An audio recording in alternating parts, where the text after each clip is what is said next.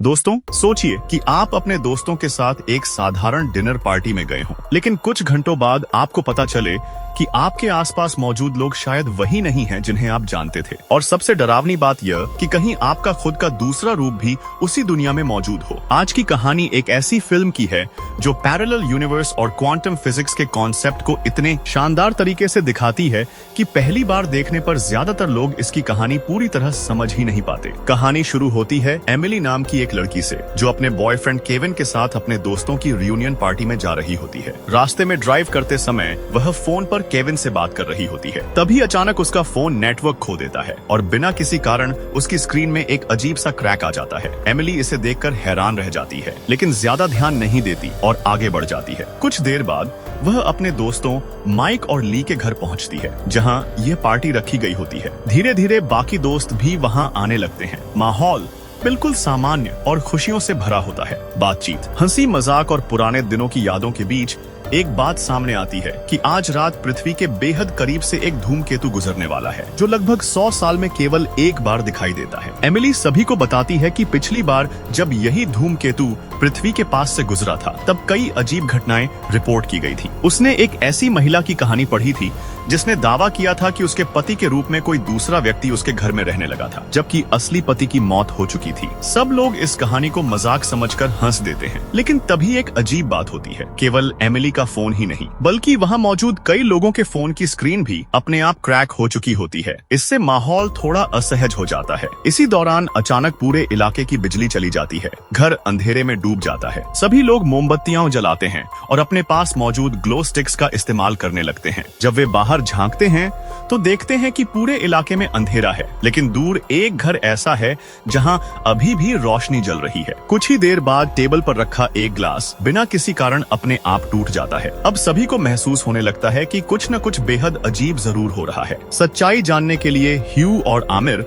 उस रोशनी वाले घर तक जाने का फैसला करते हैं। उनका इरादा वहां से फोन करके ह्यू के भाई से संपर्क करना होता है, जो क्वांटम फिजिक्स का विशेषज्ञ है। लेकिन जब वे वापस लौटते हैं तो उनकी हालत बदली हुई होती है। ह्यू के माथे पर चोट लगी होती है और आमिर के हाथ में एक रहस्यमय बॉक्स होता है। दोनों बेहद डरे हुए दिखाई देते हैं। जब बॉक्स खोला जाता है तो अंदर मौजूद चीज देखकर सबके होश उड़ जाते हैं। उसमें उसी घर में मौजूद सभी लोगों की तस्वीरें होती हैं और हर तस्वीर के पीछे एक नंबर लिखा हुआ होता है। अब सभी लोग ह्यू से पूछते हैं कि आखिर वहाँ हुआ क्या था। ह्यू कांपती आवाज में बताता है कि जब वह उस घर के अंदर गया तो उसने वहाँ अपने ही जैसे लोगों को देखा। बिल्कुल वही चेहरे, वही लोग, वही डिनर टेबल और वही बातचीत। ऐसा लग रहा था जैसे वे किसी दूसरे घर में नहीं, बल्कि अपने ही घर के किसी और संस्करण में पहुंच गए हों। शुरुआत में कोई उसकी बात पर विश्वास नहीं करता, लेकिन तभी एक और डरावनी घटना होती है। ह्यू एक नोट लिखता है कि वह केवल फोन इस्तेमाल करना चाहता है। उसका प्लान उस नोट को दूसरे घर में छोड़ने का होता है, लेकिन इससे पहले कि वह बाहर जाए, किसी के दरवाजा खटखटाने की आवाज आती है। जब दरवाजा खोला जाता है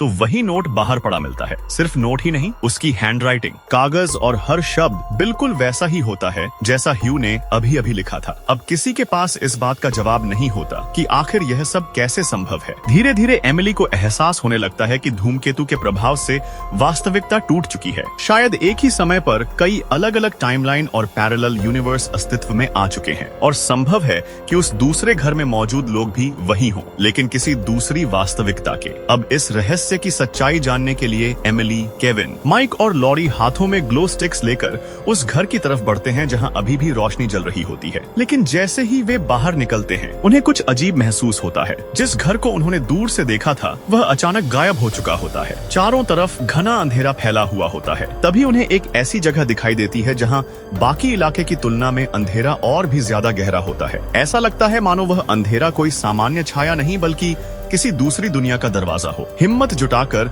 वे उस डार्क जोन के अंदर प्रवेश करते हैं। जैसे ही वे दूसरी तरफ पहुंचते हैं, उनके सामने फिर से वही रोशनी वाला घर दिखाई देता है। माइक खिड़की के पास जाकर अंदर झांकता है और जो देखता है उससे उसके होश उड़ जाते हैं। घर के अंदर बिल्कुल वही लोग मौजूद होते हैं, वही चेहरे, वही बातचीत, वही डिनर टेबल, मानो वे अपनी ही जिंदगी को बाहर खड़े होकर देख रहे हों। लेकिन तभी पीछे से कदमों की आवाज सुनाई देती है। जब वे मुड़कर देखते हैं तो उनके सामने उन्हीं के जैसे 4 लोग खड़े होते हैं। फर्क सिर्फ इतना होता है कि उनके हाथों में नीली ग्लो स्टिक की जगह लाल ग्लो स्टिक होती है। यह नजारा देखकर सभी डर जाते हैं और भागते हुए अपने घर वापस लौट आते हैं। घर लौटने के बाद वे बाकी लोगों को सारी बात बताते हैं। अब तक किसी को भी समझ नहीं आ रहा होता कि आखिर असली कौन है और नकली कौन। इसी दौरान ह्यू अपनी कार से अपने भाई की क्वांटम फिजिक्स वाली किताब लेकर आता है। सभी लोग मिलकर किताब पढ़ते हैं और धीरे धीरे उन्हें पूरी स्थिति समझ आने लगती है। किताब के अनुसार धूमकेतु के प्रभाव से एक विशेष क्षेत्र बन चुका है जहां कई समानांतर वास्तविकताएं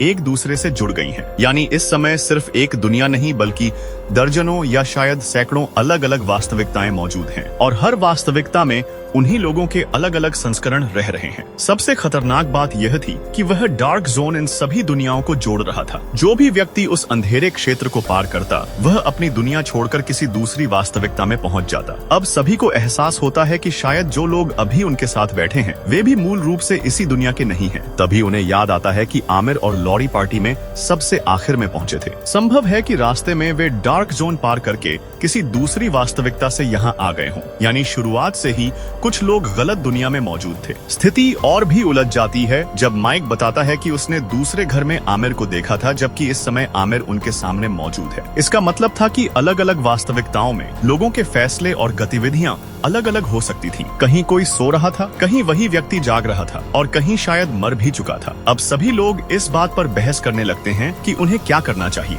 लेकिन तभी एक और अजीब घटना होती है। ली फिर से वही शोपीस देखकर वही सवाल पूछती है जो वह शाम की शुरुआत में पूछ चुकी थी। एमिली के शरीर में सिहरन दौड़ जाती है। उसे महसूस होता है कि वे अब अपनी मूल वास्तविकता में नहीं हैं। इसी बीच आमिर और ह्यू को पता चलता है कि उनके पास लाल ग्लो स्टिक है जबकि बाकी सभी के पास नीली स्टिक थी। अब उन्हें यकीन हो जाता है कि वे किसी दूसरी दुनिया से यहाँ आ गए हैं। घबराहट में वे फोटोज वाला बॉक्स और फिजिक्स की किताब लेकर घर छोड़ देते हैं। उधर बाकी लोग यह समझने लगते हैं कि जो भी व्यक्ति बाहर गया वह शायद कभी अपनी असली दुनिया में वापस नहीं लौटा। यहीं से एमिली के मन में एक खतरनाक विचार जन्म लेता है। अगर अनगिनत वास्तविकताएं मौजूद हैं, तो क्या कहीं कोई ऐसी दुनिया भी होगी जहां उसकी जिंदगी बेहतर हो, जहां उसका रिश्ता टूटने की कगार पर न हो, जहां वह सचमुच खुश हो। यही सोचकर वह चुपचाप घर से निकल जाती है और डार्क जोन के जरिए एक के बाद एक कई वास्तविकताओं में जाने लगती है। हर दुनिया में हालात अलग होते हैं। कहीं दोस्त एक दूसरे से लड़ रहे होते हैं, कहीं किसी की मौत हो चुकी होती है, कहीं पूरा समूह बिखर चुका होता है। लेकिन आखिरकार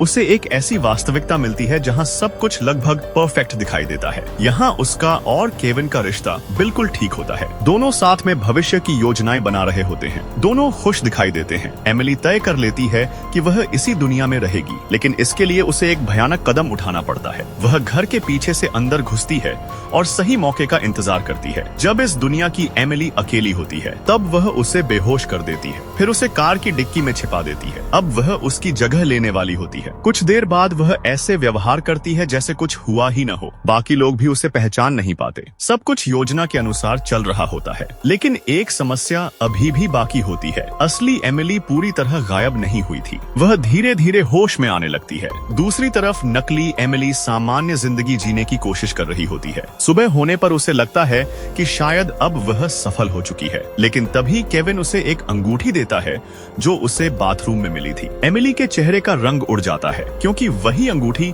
उसके पास पहले से मौजूद होती है। यानी उसके अपराध के सबूत अभी भी मौजूद हैं। और इससे पहले कि वह कुछ समझ पाए केविन के फोन पर कॉल आती है। फोन स्क्रीन पर एमिली का नाम दिखाई देता है, लेकिन उसी समय एमिली उसके सामने भी खड़ी होती है। यानी फोन करने वाली कोई और नहीं बल्कि असली एमिली होती है। अब सच्चाई छिपाना नामुमकिन हो चुका था। केविन हैरानी से स्क्रीन और एमिली की तरफ देखता रह जाता है और ठीक इसी रहस्यमयी पल पर फिल्म खत्म हो जाती है। अंत में फिल्म हमें यह सोचने पर मजबूर कर देती है कि अगर आपको अपनी जिंदगी की कोई बेहतर दुनिया मिल जाए तो क्या आप उसकी कीमत पर किसी और की जिंदगी छीन लेंगे? यही सवाल और यही दिमाग घुमा देने वाला कॉन्सेप्ट इस फिल्म को साइंस फिक्शन की सबसे बेहतरीन फिल्मों में से एक बनाता है। कहानी आपको कैसी लगी हमें कमेंट में जरूर बताएं। वीडियो को लाइक और शेयर करें और चैनल को सब्सक्राइब करना न भूलें।